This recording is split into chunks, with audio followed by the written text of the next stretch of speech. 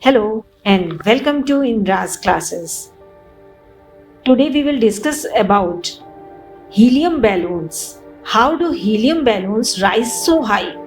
Because helium is lighter than air. Some balloons are not filled with air but a gas called helium. A balloon filled with helium weighs less than the same size balloon filled with air. This makes the helium balloon float upwards and rise high. The next is, how does a plane take off and fly? With the help of its engine and wings. The engine of a plane are designed in such a way that they help it move forward at high speed. They produce a force called thrust, which gives the plane horizontal movement. When the plane starts moving, the air flows rapidly over its wings. This throws the air towards the ground, generating an upward force called lift.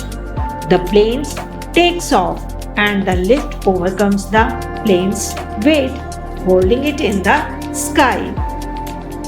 I think you like this video. If you like, then subscribe my channel first and share my video with your friends. Goodbye.